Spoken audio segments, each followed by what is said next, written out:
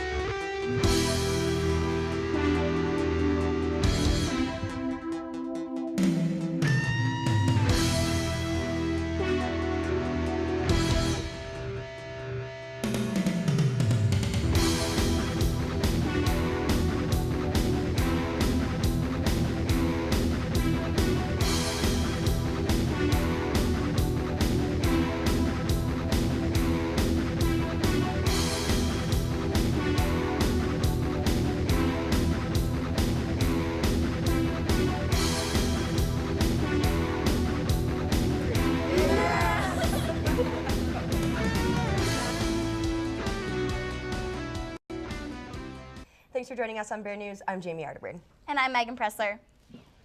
UNC is best known for everything that goes on within the classroom, but many students are fighting a battle outside the classroom too.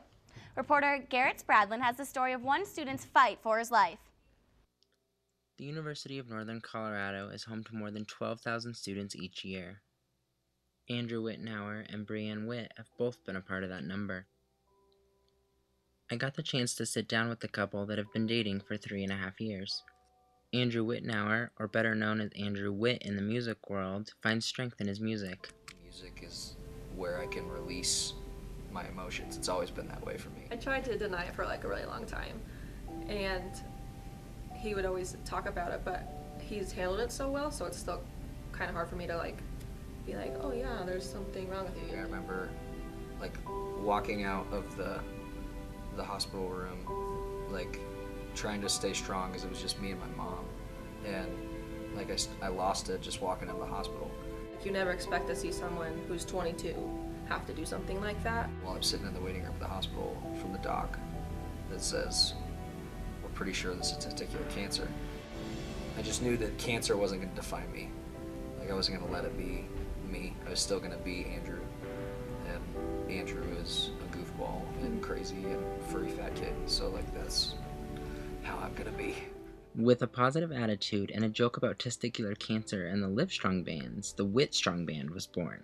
I posted about it on Facebook, and I got a huge response. Like, people are like, oh my gosh, I'll buy 20. My first challenge to people was like, when you get your wristbands, like, show us where you've been with your Wiitstrong. So far we've sold 2,000.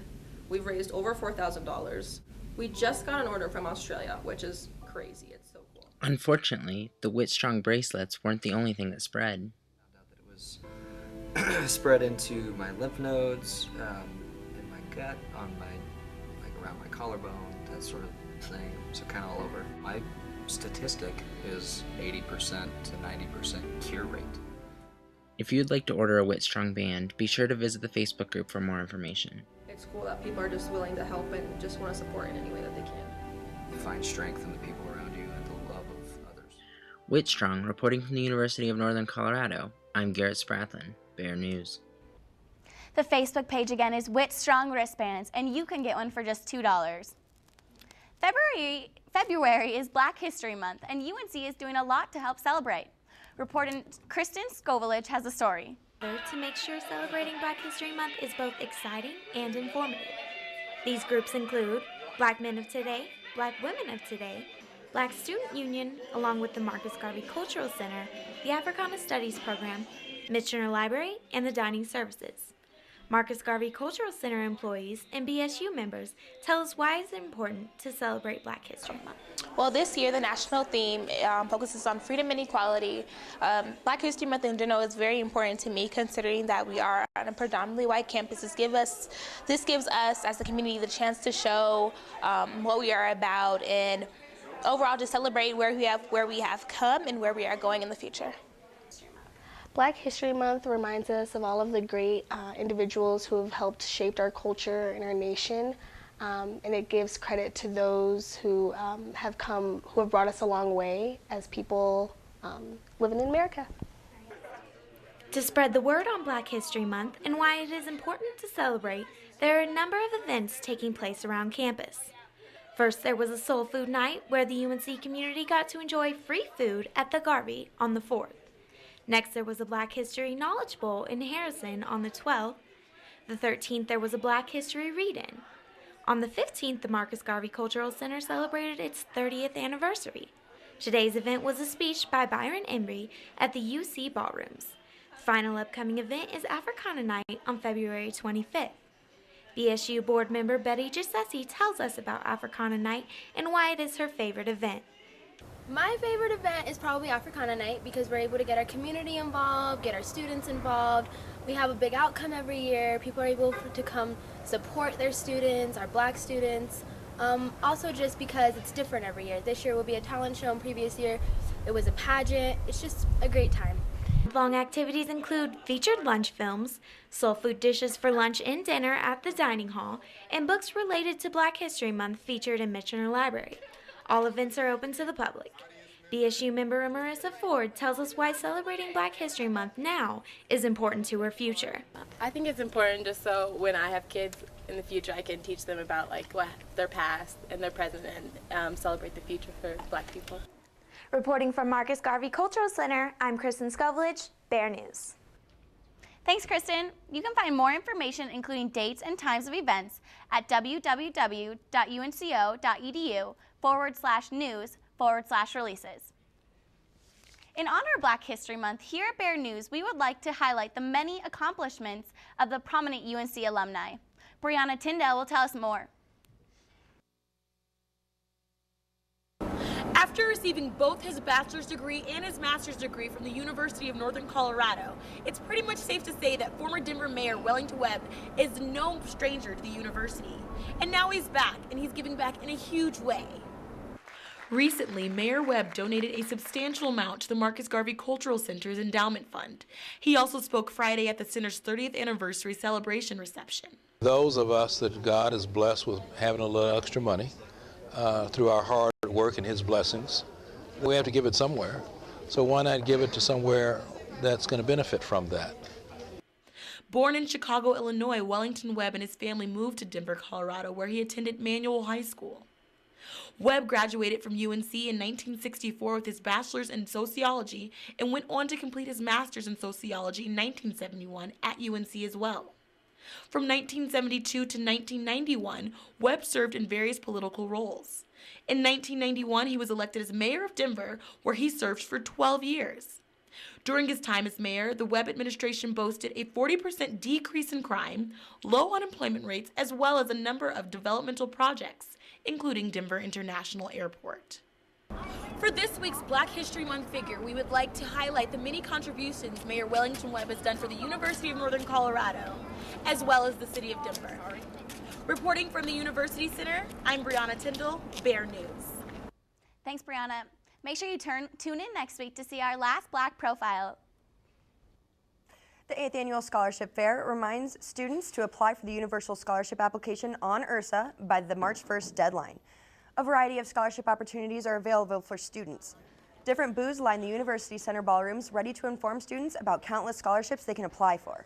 The Office of Financial Aid organizes this scholarship fair each year, and this year students that attended had the opportunity to register for 2 $1,000 scholarships. Financial Aid Counselor Michelle Churchill-Rolfe tells us all about the different kind of scholarships that are available. Based on major. It's based on where you may live, what high school you may have graduated from. There's some generic ones where, just about anybody who applies would qualify. So we want to make sure that we include just about everybody that applies for the scholarship. Be sure to apply for the Universal Scholarship on your URSA account before the March 1st deadline. It's been pretty cloudy all week. I'm wondering if it's going to clear up soon. Bear News meteorologist Paul Ford has your first look at weather. Paul?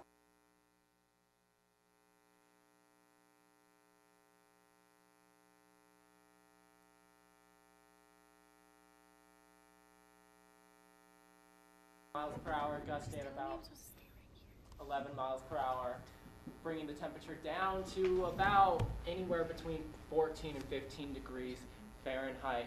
Now we're looking at if there's going to be any more snow tonight, and seeing about there is a chance we're going to get some more snow this weekend.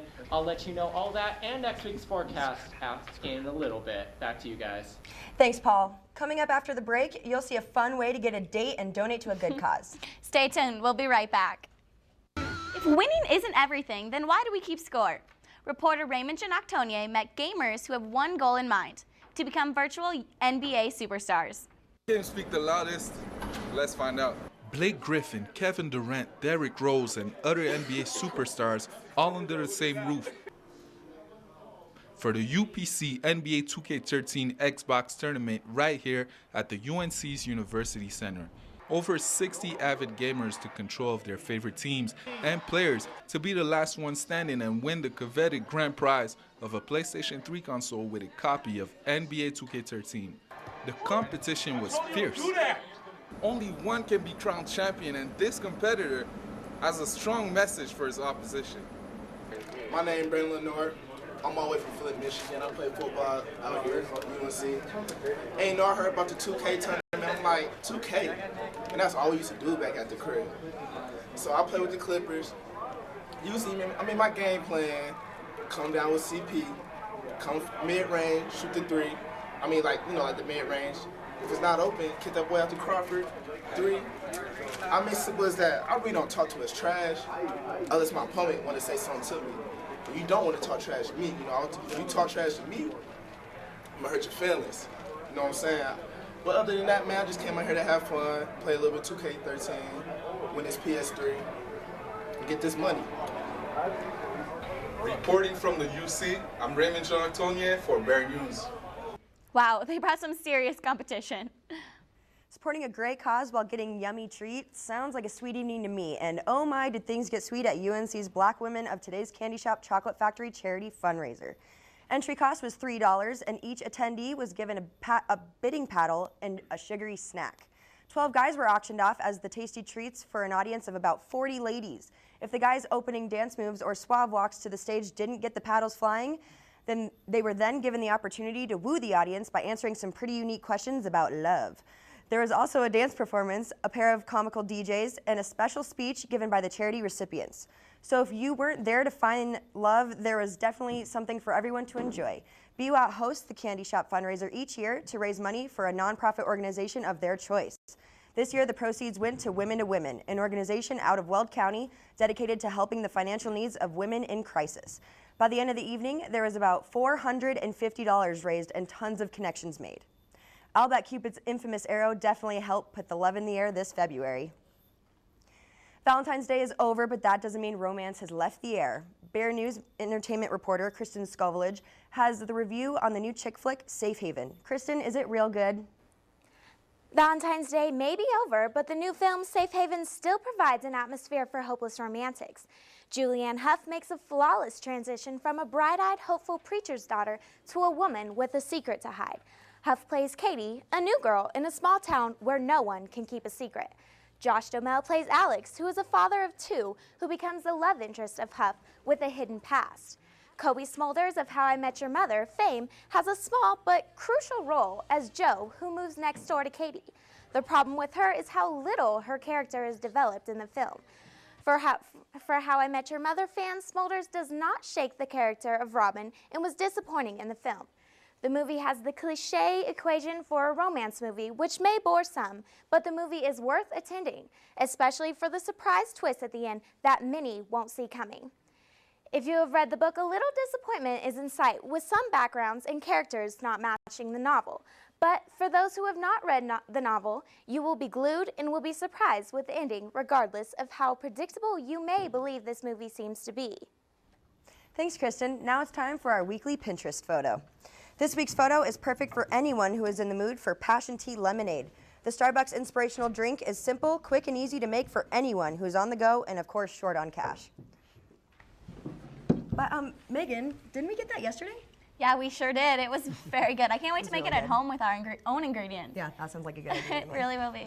Well, Paul, we've seen some snow last night and today. Yes, we did. But what can we expect? Should we expect more? Well, I'm glad you asked, Megan. We've got a chance of a little bit more snow throughout the evening, but it looks like it's pretty clear for the rest of the day. There is a chance we're going to get a little more snow this weekend, but I'll just have to let you know all of that after the break. Hey, welcome back to Bear News. I'm meteorologist Paul Ford. Good old Northern Vision out here earlier today was covered in some snow, as it's been a pretty crazy past 24 hours. Now, it hasn't been as bad for us as it has been for the rest of the nation. Over in Kansas and Nebraska area, they've been getting anywhere between 18 to 24 inches of snow thanks to Winter Storm Q. So I'm pretty thankful for the only 3 inches of snow we've been getting. And if you're in the southern region, they've been having a couple tornadoes here and there. The Midwest is having a couple winter storm warnings, and if you're farther to the east, there are some winter storm advisories. So if you're heading east this evening, I would be careful because there could be a lot of icy roads. As for us, there are some scattered snow showers here in the area, but it's pretty on and off and it's pretty light out there, so not too much to worry about. Temperatures around the region, 24 in Denver. If you head farther to the east, we're seeing some temperatures in the teens. At Dodge City is at around 16 degrees, and North Platte is around 17 degrees.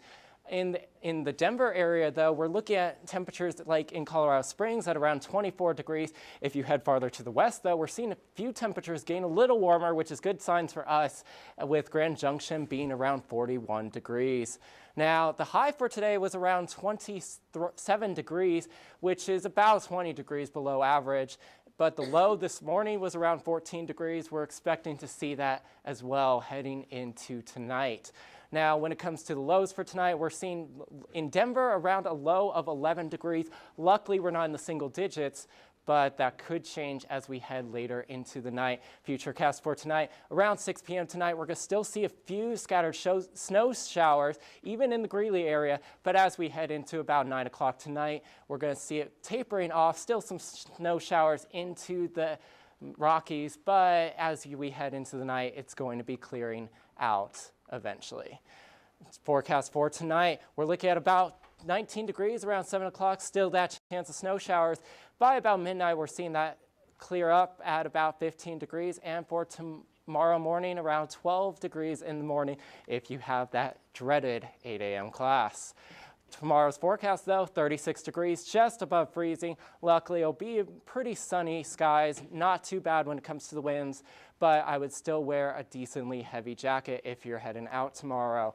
Friday's forecast, like we said, it was going to be sunny, but we do have a chance for more snow on this weekend into Saturday night around 8 or 9 o'clock in the evening. We're only looking at about an inch or two of snow, but adding that to the 3 inches of snow could make it a lot worse than it is right now. But we're only looking at some scattered showers. But next week's forecast, we're looking at sunny skies all week. Can't make this up, folks. 50s into Thursday and on Friday. But there is still a chance of snow showers into Thursday evening. We'll have more on that next week. Back to Ben with the sports. Thanks, Paul. Coming up next, basketball team is back in action, plus baseball gets underway. All that and more right after the break. Stick around. Welcome back to Bear News. Well, after a tough road loss to the Lumberjacks in Flagstaff, the Bears looked for some revenge when Northern Arizona came to Greeley for the much-anticipated rematch. It was shoe donation night for charity at Butler Hancock. For this contest on Thursday, the Bears got off to a quick start on a quick lead by this Tate Unruh 3. Tevin Sahovic was all over the place. This one here, he comes up with the steal and finishes strong on the opposite end. Derek Barden, he had another monster night, scoring 21 points, highlighted by this long alley-oop pass from Tate Unruh. Here, Barden comes up just short, but Connor Osborne is there for the follow slam. Then there was Paul Garnica taking up the ball up the court and dishing the no-look alley-oop to who else but Derek Barden.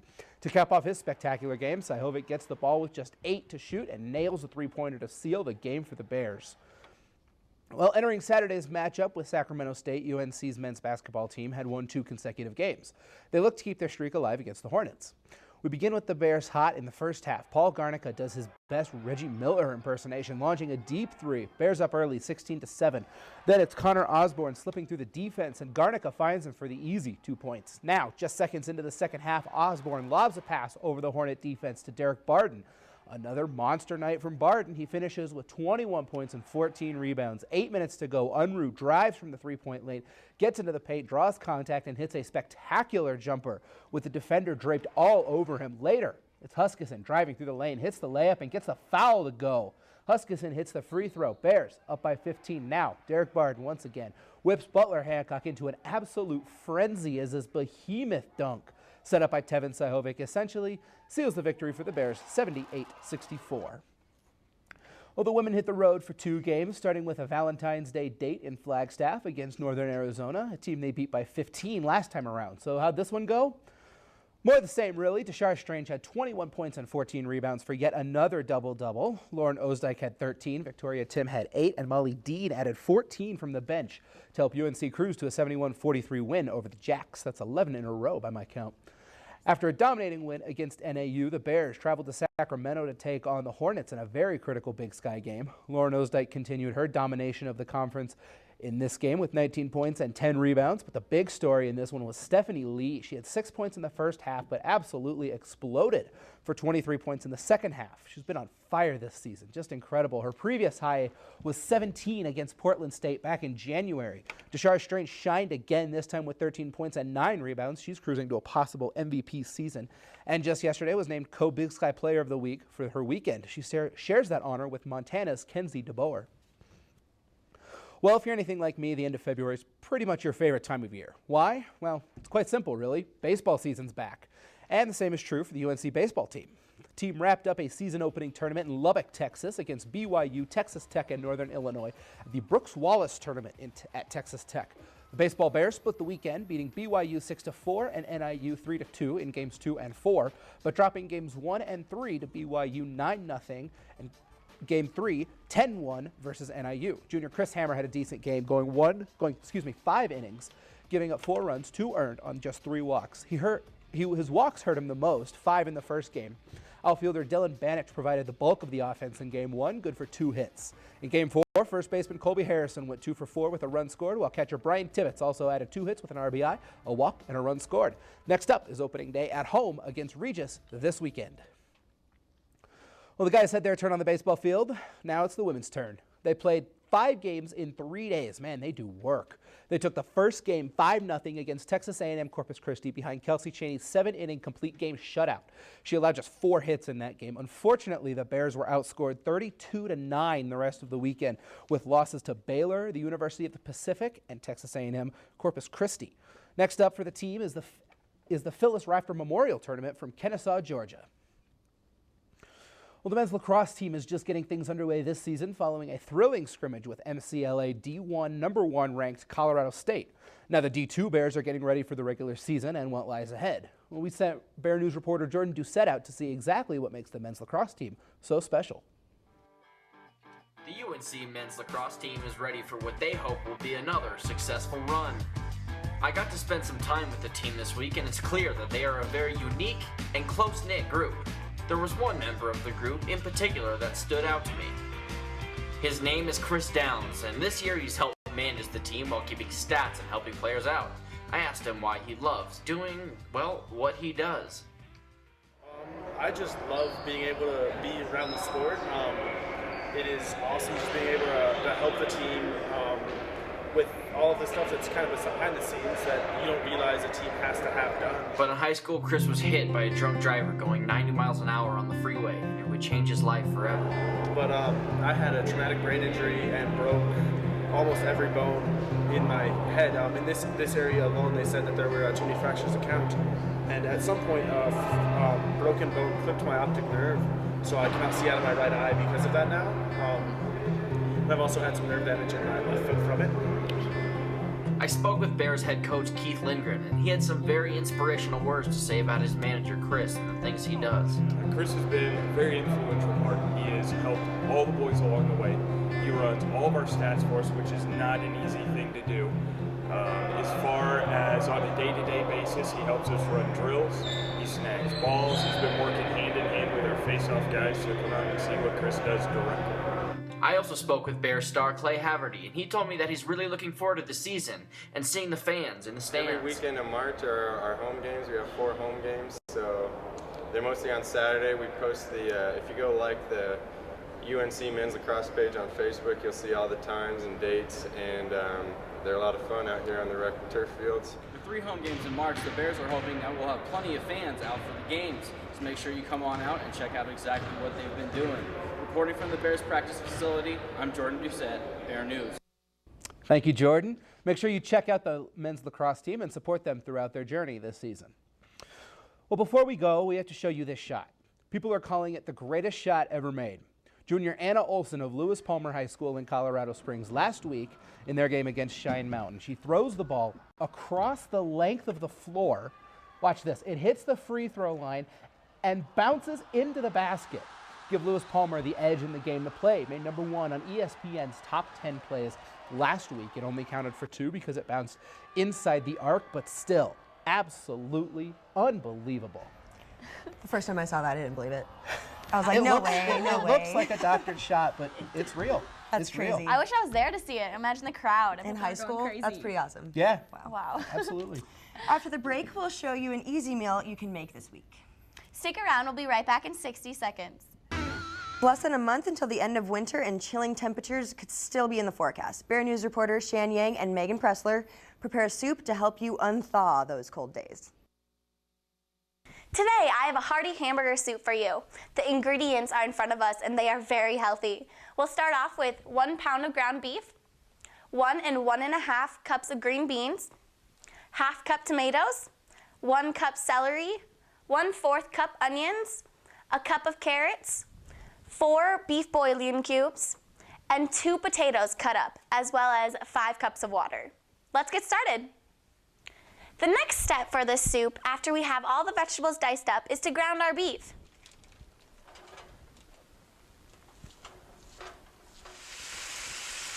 At a medium-high temperature, we will ground our beef, and about halfway through, we're going to add the onions. Once we have our beef cooked, we're going to add all the ingredients into one pot.